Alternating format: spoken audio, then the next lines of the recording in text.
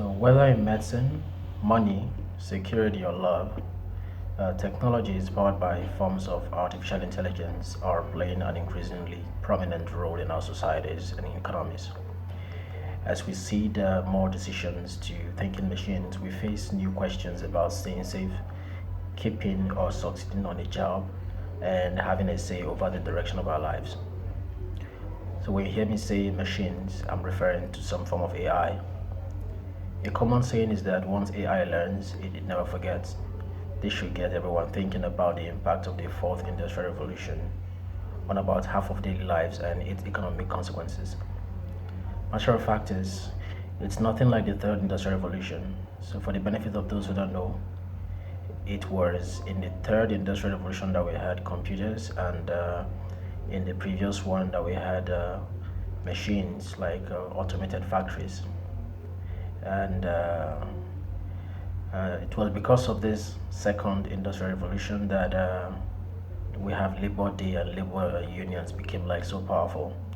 Because at the time, members of the labor union were protesting against job displacement. And what history fails to always tell us is that during this crisis, lives were lost and properties worth billions of dollars were lost as well. So there is a gap between when a job is lost and when a new one is created, and that gap can either make or break a society. But let's bring this whole thing back home. There is a Nigerian startup called Kuda, which is automating banking. That is a bank without a physical building or branches, as it were. On one side, it's convenient for many people, but on the other side, uh, tens or even thousands of jobs that would have been created will not be created as a result. So I realized that this was a vision for some other bank, SunTrust Bank, to have branchless banking model. But someday I believe that a major bank will adopt Kuda's model as a means of maximizing shareholder profit. Now imagine how many direct and indirect jobs will be lost as a result. These jobs will never be replaced once automated away. So also consider our darling ATM. While it's not AI driven, it automated the job of tellers. So for me, it's the ATM largely succeeded in moving queues from inside the bank to the outside of it, and exposing customers like myself to sometimes long queue under sun, rain, and even exposing some of us to physical security threats by thieves who will see us withdrawing money and stalk us. So, what am I trying to say here? An economic disaster is brewing, and Nigeria is not prepared enough for it. We need to brace up. AI revolution will not appear as robots, like the Terminator kind of robots. It is actually software automation, and it's already happening. This is why I am having this talk with you right now. In the next 30 years, probably, elite Nigerians will not be buying cars that run on fuel. And this will be thanks to increased adoption, advancement, and even perfection of electric cars. The drivers of these elite Nigerians will be out of work because of the perfection of self-driving capabilities thanks to AI. And that is not even the bad news. As more developed countries like America and Europe adopt electric and self-driving cars, demand for our crude oil will drop to will plummet. And same thing will happen to our major revenue, which is oil. So, and what will happen is political office will become less attractive, and businesses that are tied to oil will have their net worth significantly diminished. So, in addition, companies like Uber and other taxi hailing companies will most likely replace all the jobs they are currently creating with self driving cars.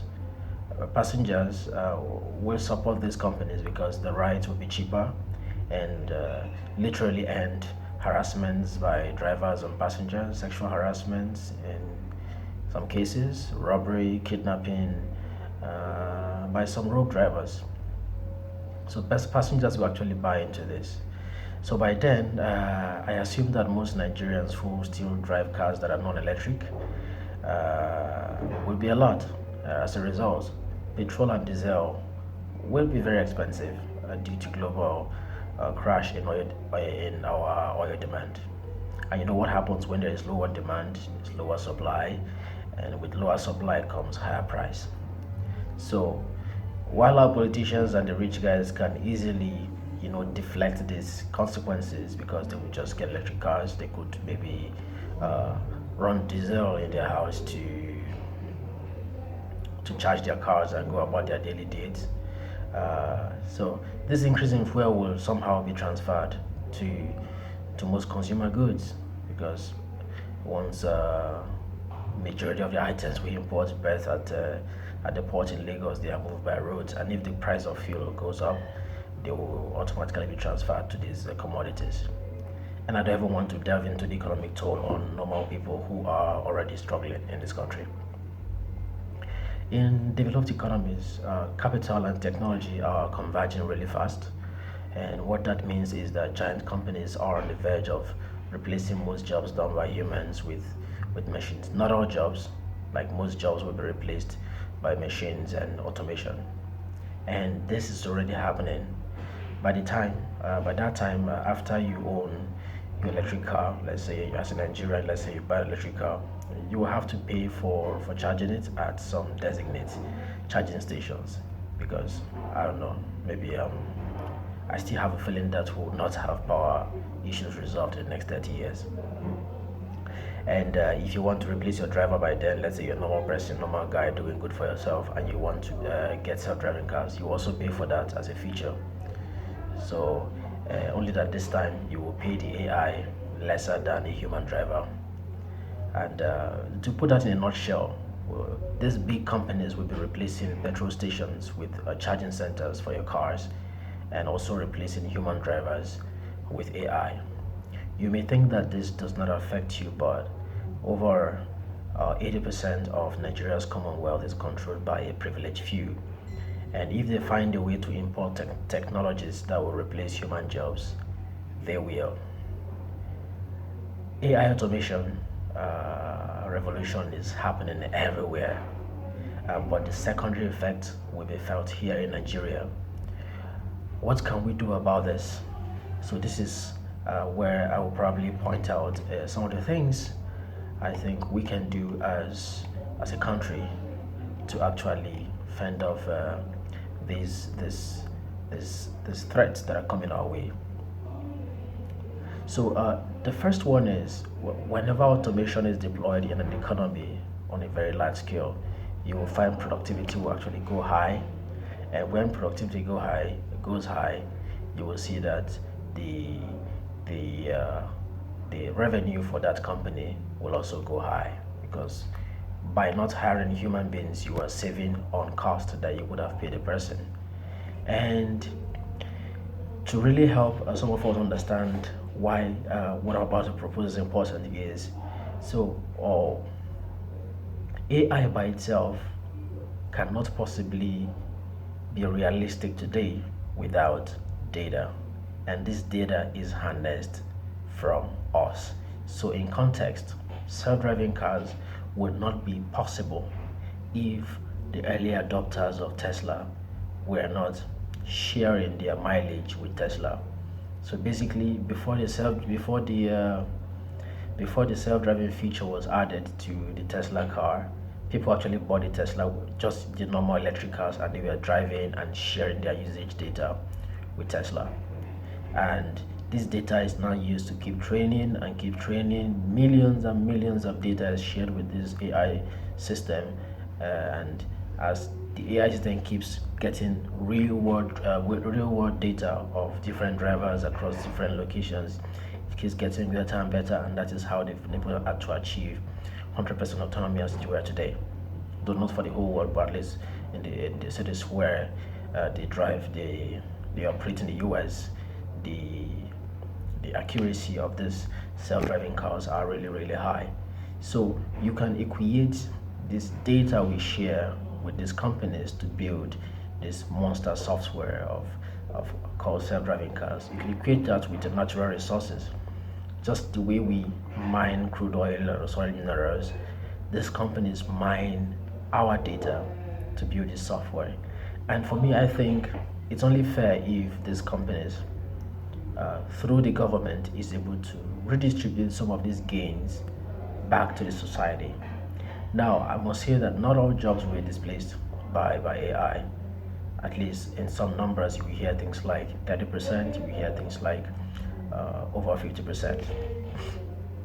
So while for those who are not conscious of numbers, uh, 30% of jobs may sound really small, but let's say if you have 100 million Nigerians who should be working or who are working, of course that's not true, but let's say you have 100 million Nigerians who are working and 30% of them lose their job, that is 30 million people, right?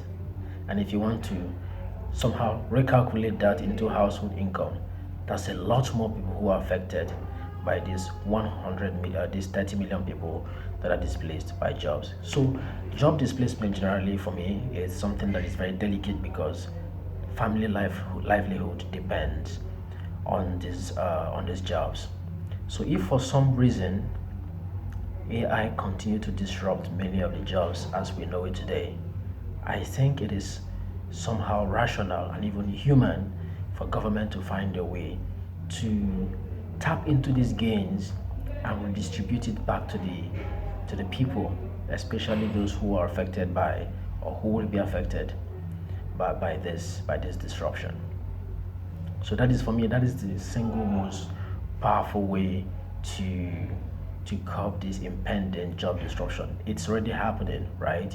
So for instance, let me give an example. So if you were following the trend, let's say in the last 5 years or the last 10 years, if you want to make graphic design, you'll probably go to a business center, find a graphic designer, negotiate some price, and then pay, and the job gets done. Now, but about 5 years ago, the gig economy became like a thing, became like commonplace. So you have companies like Freelancer, you have Fiverr, you have a bunch of them. So literally, they've made it possible for the things you would have paid 10,000, 20,000 to get done. For instance, designs, graphic design, they would have paid 10,000, 20,000 to get done, and even hundreds of thousands of naira in some cases. You will now pay just $20, which is barely 6,000, to someone on Fiverr and other platforms. Even $10, which is around 3,500. So you see, by the time each time a small business owner books for a job, a graphic job on Fiverr, someone's job in real life has been taken, and the families who depend on this person for a livelihood, his job or their support system have been disrupted. So while it's good for one party, it's actually very bad for one party and his dependencies. So that's one phase. The phase two now is that there's this a software company called Canva, and Canva literally is disrupting the graphic design space. Canva makes it possible for any business and just about anybody with an app, with their app, to be able to make their graphic design. So this is completely taking both the guys in the gig economy and the guys that those guys had displaced out of the picture. Now, if by the time this like come mainstream, you will realize that the graphic design industry will be massively disrupted, and those jobs, they will have to find a way, as they say, to rescale and retool. But data has shown that reskilling and retooling has not really worked out for many people. Many people, after let's say learning a new skill, finding a job in that space becomes very difficult, may become difficult for them, and they end up just somehow going under and not even talking about it. So I just had to go attend to something, and I think I lost my thought train. But anyways, there is a discussion about good AI and ethical AI. So AI generally is a good thing, right? It is very good. We need AI to advance society, to take us to the next frontier of humanity. But AI kind of intersecting with economic activities have sort of exposed the weakness of some of our economic measurements, like the GDP and the rest. The GDP, as it's where today, does not correctly measure the progress, our progress as humanity. You know, GDP just supports profit primarily, and each time a company declares profit, those gains actually go straight to the shareholders and owners of that company. And now, in a situation whereby the AI that these companies are using was developed and trained with the data of people, with or without their permission, you see it becomes really, really unbalanced, because the wealth created by the AI economy, it is so devastating. It does not just make business operations better, it displaces jobs. And this it's where the idea of ethics kind of comes to play. And we need to have this discussion as a people, as a country. We need to have this discussion as to how to really measure our economic growth. The economy does not, the economic indicators does not really measure how many families are living in penury. And I can tell you that there are lots of them, lots of families who are, for the poverty rate, I don't think it's properly measured in this country. So yeah, the next thing I want to talk about is AI and the future of work. And from the papers I've read and from my findings, I strongly believe that the future of work with AI is actually fewer jobs. So anyone saying that maybe in the future we'll find jobs somehow, these jobs will create. Maybe yeah, there will be new jobs created, but the nature of this disruption is quite different from that of the third and fourth industrial revolution, because this one is attacking both the the mechanical works, where you have robotic arms doing stuffs, and also affecting the non-mechanical work, like the cognitive repetitive jobs like accounting, like graphic designer I earlier mentioned, like lawyers, like and like retail clerks, those that work in supermarkets that do like spar, those guys that check out. Those jobs can easily be replaced by an AI. So for me, the future of work is very gloomy, and anyone saying that somehow jobs will create themselves is ignorant of the gravity of this revolution, this job displacement by automation and AI. And AI is becoming increasingly good at carrying out repetitive cognitive tasks. And we need to be really careful when we want to say somehow the jobs will create themselves. Maybe, but the data right now is showing massive displacement of jobs across sectors. And these are, I mean, the sectors that have been displaced are the sectors where you have ordinary people who, if they lost their job, the gap between when the job is lost and when they find a new job may perpetuate forever. And this could have some real political instability when this eventually becomes a main place. So how is AI? How can we deploy AI in let's say agriculture? So uh, if a farmer, let's say, is able to, if a company develops a software that can use computer vision, that's computer vision software, which is like AI for vision, that can use computer vision to analyze satellite imagery of a farm.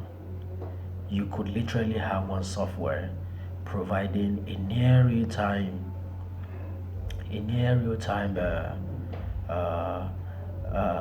advisory service to farmers.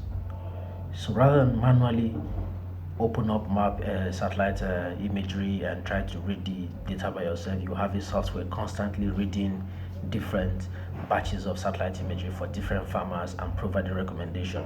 So for me, that is one way that AI can play a very big role in agriculture.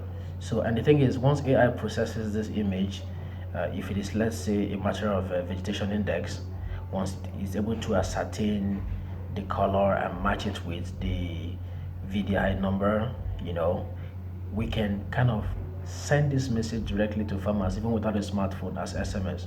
So basically, if VDI, let's say, is greater than 6.0, for instance, which is kind of a good situation on ground, you could send an SMS to the farmer saying, yeah, your crop is doing well. But if for any reason you find a VDI that is, let's say, below zero point 0.4, and that's really bad sign for the farm at the time, you could now send an SMS to the farmer and say, hey, your farm has some issues, you go check it out. And when you combine this information with things like